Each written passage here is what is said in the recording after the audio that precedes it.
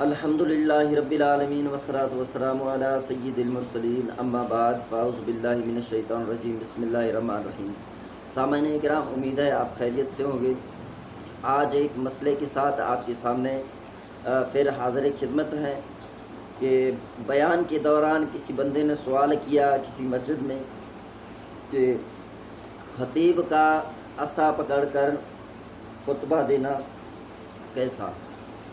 چنانچہ اس فقیر نے سیدی اعلیٰ حضرت رحمۃ اللہ تعالی علیہ کا رقم کردہ جو فتویٰ ہے احکام شریعت کے اندر موجود ہے، تو اس سے جواب دیتے ہوئے کہا کہ سیدی اعلیٰ حضرت سے کسی نے سوال کیا کہ خطیب کا خطبہ دیتے وقت عصا ہاتھ میں پکڑنا کیسا، تو سیدی اعلیٰ حضرت فرماتے ہیں اختلاف ہے علماء کا، بعض سنت کہتے ہیں اور بعض مکروہ بتاتے ہیں۔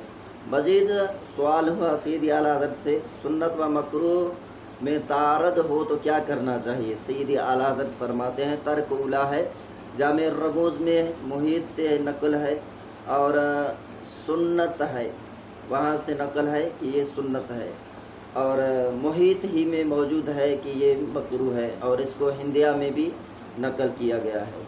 تو اس پر کچھ ہمارے دوست کہنے لگے کہ سیدی اعلیٰ حضرت کون ہوتے ہیں، ہم اس سے نہیں مانتے، حالانکہ وہ کہتے ہیں کہ ہم سنی ہیں اور حنفی بریلوی کہلواتے ہیں۔ تو میں کہتا ہوں جی، اگر آپ سیدی اعلیٰ حضرت کو نہیں مانتے تو چلو جی، ہم آپ کو تسلیم نہیں کرتے۔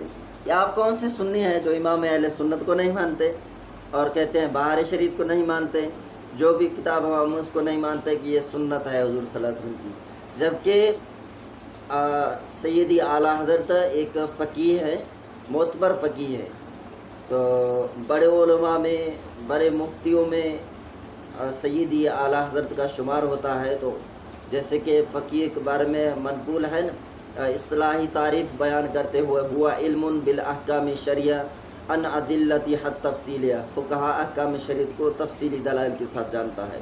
تو سیدی اعلیٰ حضرت نے لکھ دیا تو ان کی تحقیق ہمارے لیے قابل اعتماد ہے اور ہم اس کو تسلیم کرتے ہیں۔ مزید دیکھتے ہیں صحاح ستہ کی کتب کے اندر احادیث کریمہ کے اندر کیا موجود ہے۔ یہ سنن ابن ماجہ شریف ہے، محمد لیاقت علی رضوی کا جو شرح لکھا ہوا ہے یہ میرے ہاتھ میں موجود ہے، جلد نمبر 2 ہے، صفحہ نمبر 433۔ حضرت عبد الرحمن بن سعد سے روایت ارشاد فرماتے ہیں ان رسول اللہ صلی اللہ علیہ وسلم کان اذا خطب فی الحرب خطب علی کوسیوں و اذا خطب فی الجمعۃ خطب علی عصا۔ تو فرماتے ہیں حضرت عبد الرحمن بن سعد اپنے والد کے حوالے سے اپنے دادا کا یہ بیان نقل کرتے ہیں کہ نبی کریم صلی اللہ علیہ وسلم جب جنگ کے دوران خطبہ دیتے تھے، آپ صلی اللہ علیہ وسلم کمان کے ساتھ ٹیک لگا کر خطبہ دیتے تھے، اور جب آپ صلی اللہ علیہ وسلم جمعہ کا خطبہ دیتے تھے تو آپ صلی اللہ علیہ وسلم عصا ہاتھ میں پکڑ کر خطبہ دیتے تھے۔ اب اس کی شرح میں دیکھیں کہ حدیث پاک نقل کی گئی ہے۔ حضرت جابر بن سمورہ رضی اللہ تعالیٰ عنہ بیان فرماتے ہیں کہ رسول صلی اللہ علیہ وسلم کھڑے ہو کر پہلا خطبہ ارشاد فرماتے تھے، پھر بیٹھ کر پھر دوسرا خطبہ بھی کھڑے ہو کر ارشاد فرماتے۔ لہذا تم سے اگر کوئی آدمی یہ کہے کہ رسول صلی اللہ علیہ وسلم بیٹھ کر خطبہ ارشاد فرماتے تھے تو بلا شبہ وہ آدمی جھوٹا ہے۔ اللہ کی قسم، میں نے رسول صلی اللہ علیہ وسلم کی ہمراہ 2000 سے زیادہ نمازیں پڑھی ہیں۔ یہ مشکات المصابیح کے اندر روایت موجود ہے۔ تو یہاں دیکھیں کہ اوپر جو حدیث پاک منقول ہوئی ہے کان اذا خطب فی الحرب، تو یہاں جو ذکر ہے کہ حضور صلی اللہ علیہ وسلم نے اگرچہ عصا پکڑا تو یہ جنگ کے دوران جو حضور صلی اللہ علیہ وسلم عصا پکڑتے تھے۔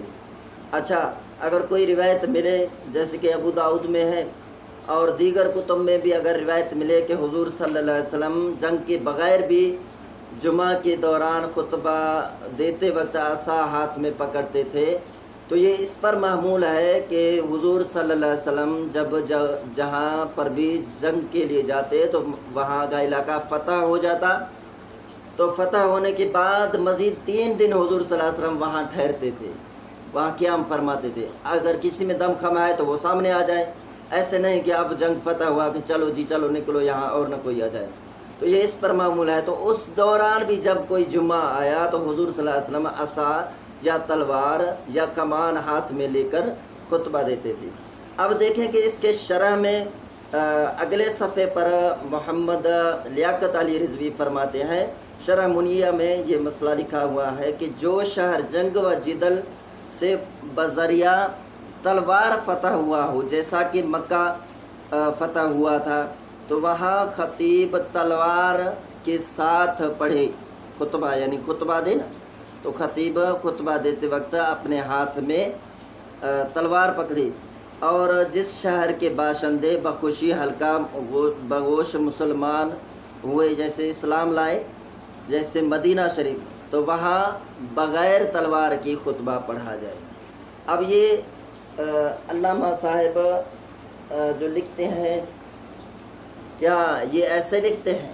انہوں نے ایسے درج کر دیا۔ اب دیکھتے ہیں کہ یہ میرے ہاتھ میں شرح ترمذی شریف، مصنف مفتی محمد ہاشم خان عطاری، اس کی 4تھی جلد میرے ہاتھ میں ہے، اس کے صفحہ نمبر غالباً 48 پر بیان فرماتے ہیں کہ خطبہ کے وقت خطیب کا عصا ہاتھ میں لینا کیسا، تو اس کے بارے میں فرماتے ہیں تو خطبہ میں عصا ہاتھ میں لینا بعض علماء نے سنت لکھا اور بعض نے مکروہ، اور ظاہر ہے کہ اگر سنت بھی ہو تو سنت موقدہ نہیں، تو بنظر اختلاف اس سے بچنا بہتر ہے، مگر جب کوئی عذر ہو۔ مزید آگے درج کرتے ہیں وَذَلِكَ لِأَنَّ الْفِعْلَ إِذَا تَرَدَّدَ بَيْنَ سُنِّيَّةِ وَالْكَرَاهَةِ كَانَ تَرْكُهُ أَوْلَى، وہ اس لیے کہ جب فعل کے سنت اور مکروہ ہونے میں شک ہو تو اس کا ترک بہتر ہوتا ہے۔ تو یہ مصنف ترمذی شریف یہ لکھ رہے ہیں، بغور دیکھ لیا۔ اور مزید اب چلتے ہیں کہ کسی اور کتاب نے بھی اسے مکروہ کہا کہ نہیں۔ اب دیکھتے ہیں کہ فتاوی عالمگیری کا میں ایک عبارت آپ کے سامنے پڑھوں گا، فتاوی عالمگیری کے اندر موجود ہے، وَيَكْرَهُ أَن يَكْتُبَ مُتَّكِئًا عَلَى قَوْسٍ أَوْ عَصَا كَذَا فِي الْخُلَاصَةِ وَهَكَذَا فِي الْمُحِيطِ، یعنی مکروہ ہے کہ کمان یا عصا پر ٹیک لگا کر خطبہ دے، ایسا ہی خلاصۃ الفتاوی اور محیط میں ہے۔ اب یہ کون لکھ رہے ہیں؟ فتاوی عالمگیری والے بزرگ، جو ہمارے فقہ حنفی کے معتبر بڑے کتب میں شمار ہوتا ہے۔ اب دیکھتے ہیں مزید فتاوی شامی، فتاوی شامی اس کی جلد نمبر 3 ہے، تو آئیے اس میں دیکھتے ہیں مصنف کیا فرماتے ہیں۔ یہ ترجمہ جو کیا ہے بیرا شریف والوں نے کی ہے، تو اس کے جلد نمبر 3 اور صفحہ نمبر 276 پر ایک حدیث پاک نقل فرماتے ہیں، اور اس کے اندر فرماتے ہیں کہ جس طرح مکہ مکرمہ میں تلوار لے کر خطبہ دیا جاتا، اور نہ ہی کہ مدینہ شریف میں، مدینہ شریف آپ جانتے ہیں کہ وہ جنگ سے فتح نہیں ہوا۔ تو مزید آگے لکھتے ہیں وَهُوَ مُتَّكِئٌ عَلَيْهِ وَفِي الْخُلَاصَةِ وَيُكْرَهُ أَن يَتَّكِيَ عَلَى قَوْسٍ أَوْ عَصَا، فرماتے ہیں کہ ایسا ہی ہے خلاصۃ الفتاوی کے اندر کہ یہ مکروہ ہے کہ وہ تیر یا کمان یا عصا پر ٹیک لگائے۔ اب یہ کون کہہ رہے ہیں؟ یہ فتاوی شامی معروف کتاب ہے، ہمارے فقہ حنفی کی معتبر کتاب ہے، اس کے اندر انہوں نے درج فرمایا۔ اب دیکھتے ہیں کہ سیدی اعلیٰ حضرت نے فتاوی رضویہ شریف جلد نمبر 8 اور صفحہ نمبر 303 پر کیا ذکر فرمایا ہے۔ سیدی اعلیٰ حضرت سے کسی نے سوال کیا، کیا فرماتے ہیں علماء کرام، خطیب کو وقت خطبہ عصا ہاتھ میں لینا یہ کیسا ہے؟ تو سیدی اعلیٰ حضرت جواب میں فرماتے ہیں خطبہ میں عصا ہاتھ میں لینا بعض علماء نے سنت لکھا اور بعض نے مکروہ، اور ظاہر ہے کہ اگر سنت بھی ہو تو کوئی سنت موقدہ ثابت نہیں، تو بنظر اختلاف اس سے بچنا بہتر ہے، مگر جب کوئی عذر ہو۔ مزید وہی عبارت سیدی اعلیٰ حضرت یہاں نقل فرما رہے ہیں جو شرح ترمذی شریف کے اندر موجود تھی۔ وَذَلِكَ لِأَنَّ الْفِعْلَ إِذَا تَرَدَّدَ بَيْنَ السُّنِّيَّةِ وَالْكَرَاهَةِ كَانَ تَرْكُهُ أَوْلَى۔ تو یہاں بھی دیکھیں کہ سیدی اعلیٰ حضرت اسی کے بارے میں یہی ارشاد فرما رہے ہیں۔ سیدی اعلیٰ حضرت فرما رہے ہیں وہ اس لیے کہ جب فعل کے سنت اور مکروہ ہونے میں شک ہو تو اس کا ترک بہتر ہوتا ہے۔ اب ظاہر سی بات ہے کہ دو چیزوں میں ٹکراؤ آ گئے تو اس میں ترک اولا بہتر ہے۔ اب یہ میرات المناجی شرح مشکات المصابی جلد نمبر 2 نعیمی کتب خانہ گجرات، حکیم الامت مفتی احمد یار خان نعیمی مراد آبادی، کہ وہی روایت جو جابر بن سمورہ رضی اللہ تعالیٰ عنہ سے روایت ہے کہ آپ فرماتے ہیں کہ میں نبی کریم صلی اللہ علیہ وسلم کے ساتھ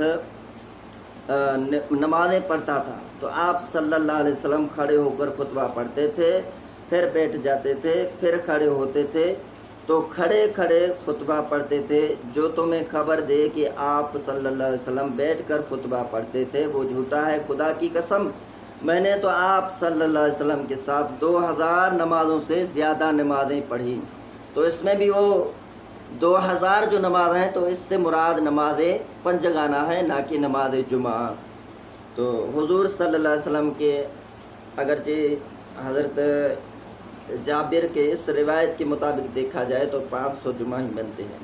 اب اس کی شرح میں مفتی احمد یار خان نعیمی لکھتے ہیں جو شہر جہاد سے فتح ہوئے ہوں وہاں تلوار لے کر خطبہ پڑھے، اور جو بخوشی مسلمان ہو گئے وہاں خالی ہاتھ خطبہ پڑھے۔